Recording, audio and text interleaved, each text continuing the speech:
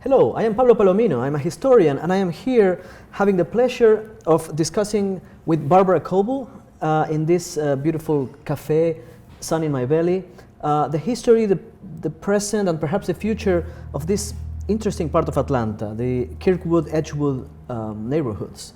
So, Barbara, thank you so much for being here. Absolutely, thank you for having me. So, why don't you tell us a little bit how did you end up here in this neighborhood, working so interestingly in this neighborhood? Yes. So I started working at Emory in this position. I'm the Education Partnerships Manager of Graduation Generation. I started in 2011 in this position. So I actually attended Emory. I got my PhD from Emory, started working at Emory in 2004 when you consider that I started my PhD program there. And I had some community engagement experience during the years that I worked on my PhD. So when I finished, a position opened up in the Center for Community Partnerships at Emory, and I interviewed for the position and got the job. So that's what brought me to the Edgewood, Kirkwood area in 2011.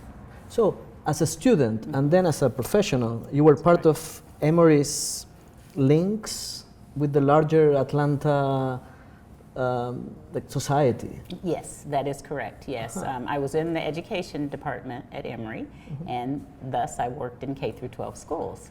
So one of the things that I did when I was studying for my PhD was to work as a community liaison. So I had taught high school in my former life, and so it made sense for me to be a community liaison between Emory and K through 12 schools. So that's how all of this came to be. So would you say that Emory is just one among many other institutions, organizations, individuals who are very actively shaping and reshaping this area of Atlanta? Absolutely. So the program that I manage is called Graduation Generation, and it began as a collaborative of Emory University, the Atlanta Public School System, and then several community organizations in the Edgewood, Kirkwood area.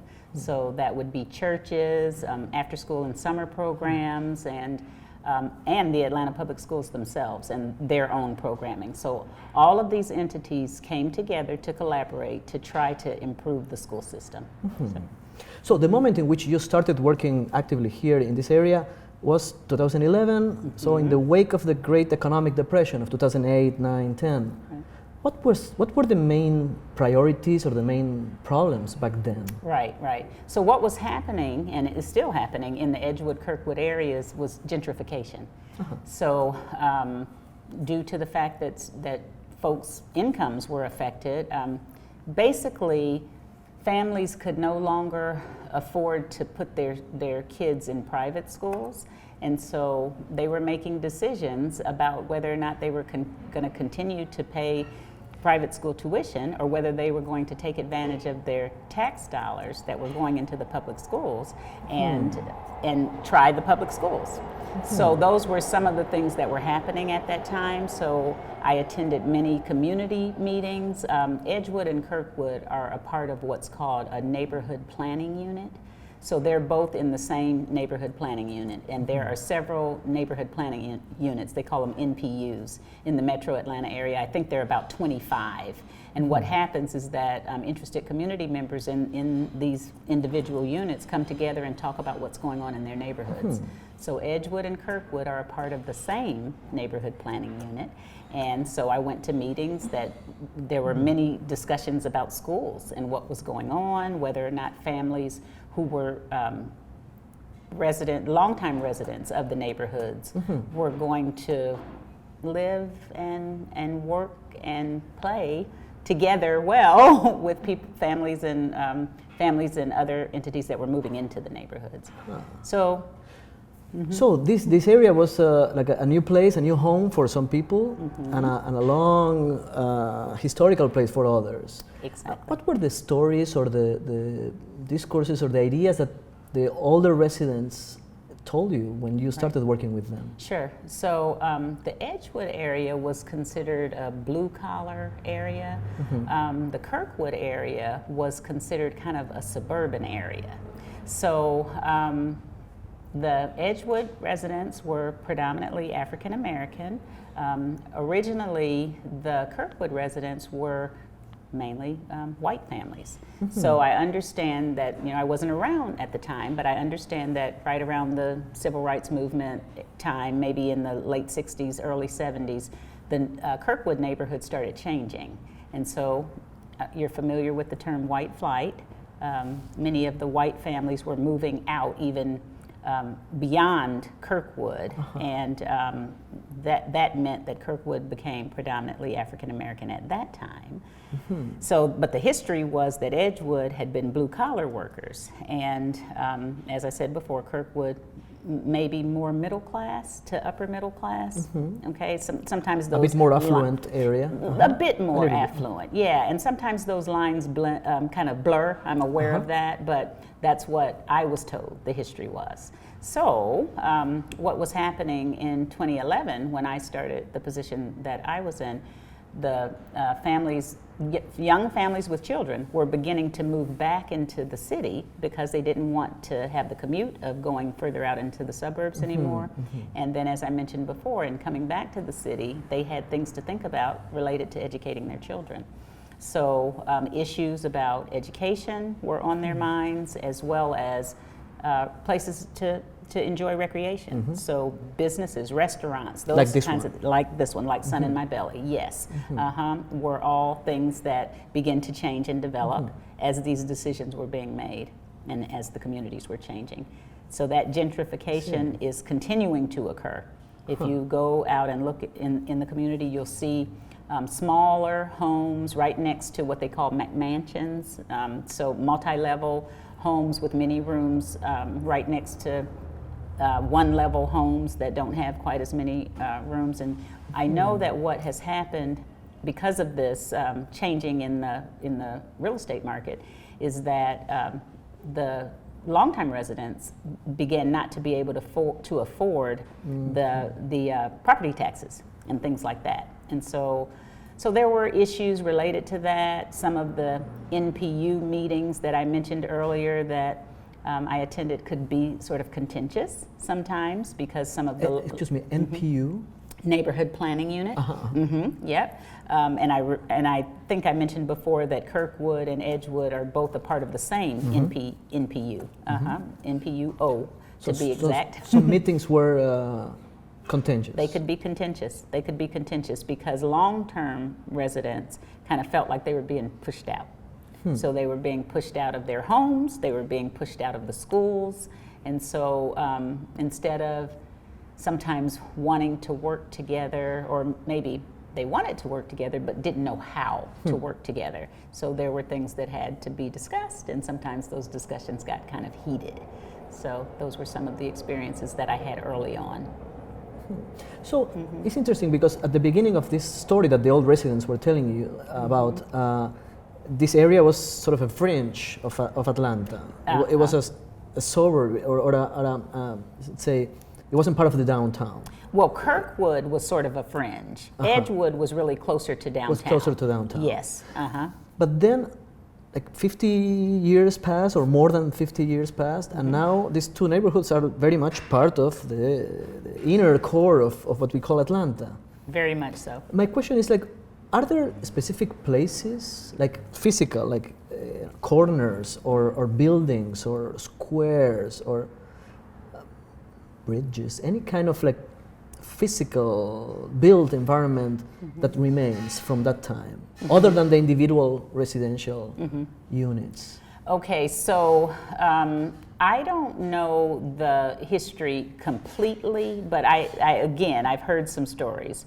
So in Kirkwood, at one time there was a school that was for the Kirkwood residents.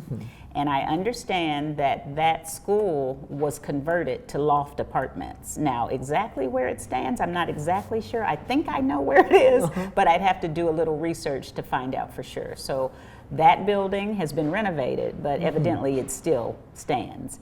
There are bridges over near an elementary school called East Lake Elementary School that has been in existence for quite some time. So I would imagine that that has been there since prior to 50 years in the past. So, yes. So in 2011, you started to work with this community. Yes. And you found out that the schools were kind of a central concern. Absolutely. For everyone here. Absolutely. How was that? Yeah, so as I mentioned before, the program that I manage is Graduation Generation. And so what that means is that I act as a liaison between Emory and its resources, and that being university students, university professors such as yourself, right? And the community, K through 12 schools specifically. So I create and facilitate programming to keep students, K through 12 students, engaged in schools. So when you look at the schools in any community, they can be considered sites of memory because everyone who's been through a school has a memory or a connection to that school. Let's just kind of focus on K through 12 for a minute because those are the schools that I deal with in the Edgewood, Kirkwood areas.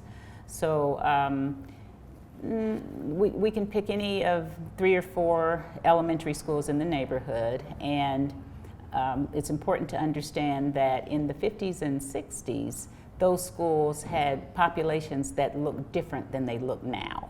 So at those times, the populations were mainly made up of white students. Due to racial and cultural issues and challenges that many southern states and cities, including Atlanta, have dealt with over the years.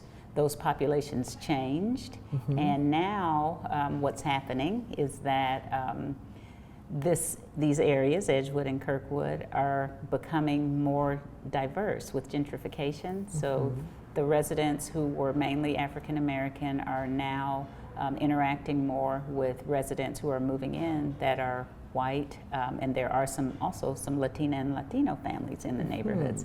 So what's happening now is that these different cultures and races and people of different economic statuses are having to learn how to communicate and work together.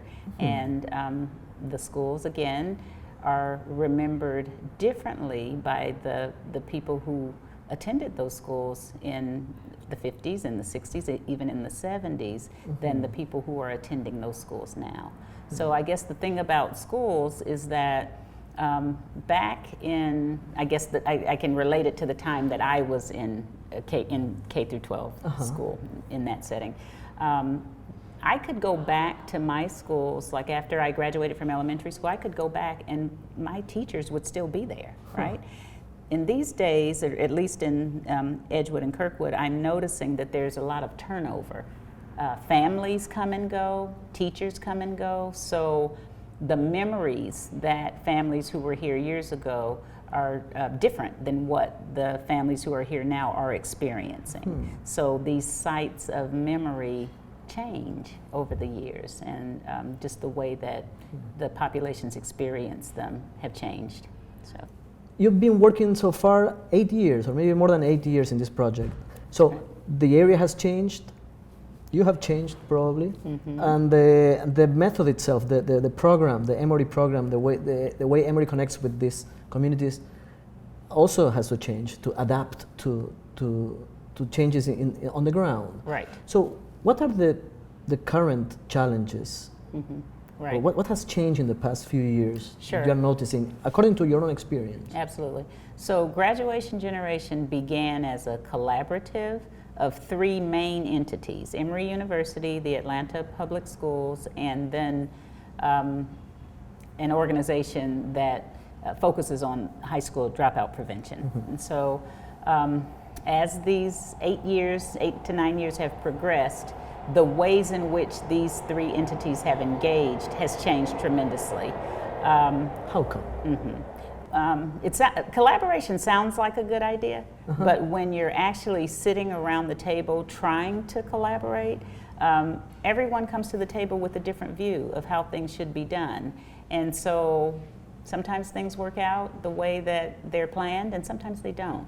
Emory has changed quite a bit. As a matter of fact, the office that Graduation Generation was originally created in no longer exists. And so with that change, I've moved from one place in the university to another place. And so the way that things are done in different departments in the university changes, and therefore it changes the work that I do. Same thing with the Atlanta Public Schools. They've had superintendents to change, they've had teachers and principals to change at the schools where we do our work, so the ideas of the people who are currently in place are different than the ones who were in place when Graduation Generation began. So, so the work that we do, the work that GradGen does in providing support to schools has to change based on the needs of the students, teachers, and parents who are at the schools, and based on what the university's plans are. So those are some of the things that have affected the programming over the years. Kirkwood, Edgewood, like any other neighborhood in this country or in this world, is a constantly changing place. So since this is a teach out on the issue of progress, my final question to you is, what progress have you seen or witnessed in this area of Atlanta? Or maybe what regressions? What has changed? What hasn't changed? Sure. So progress, I guess, is always in the eye of the beholder. So if you look at progress in the neighborhood, maybe from the perspective of real estate agents or those who are builders, I suppose, they would say, oh yeah, there's been plenty of progress because the building is going on and changing, the homes are changing, businesses are coming in. But then when you look at progress through the lens of folks who have lived here, and many of them are being pushed out. So, so I would say that there's progress in some forms, but in who is being affected negatively by the progress. So as I mentioned before, there are families who can no longer afford the property taxes of their homes. So that's one way to look at it, looking at the community, looking at the building and the gentrification that's going on from that standpoint. Then if you look at the progress as it relates to the schools, the gentrification means that the student populations are changing. Some of the schools were actually failing schools. Wow. So we came in here to help have a positive impact on the high school graduation rate. So when I started this work, the high school graduation rate at the local high school that I work in was about 55, 56%. So now, 8 years later, it's about 80%. Wow. And so that shows some progress in terms of you know, the high school graduation rate. But some of what's happening in those schools is that some of the students who really need support and help sometimes are pushed out because their families are pushed out. And so as the schools are changing and becoming better, are they serving all of the students, or are they only serving some of the students that have the home and family support that they need? So those are things that we grapple with as the neighborhoods are changing. Well, thank you so much, Barbara. This has been a great introduction to the big issues about progress that mark the history and the present and the future of Atlanta. Thank you so much for joining us. Absolutely, thank you.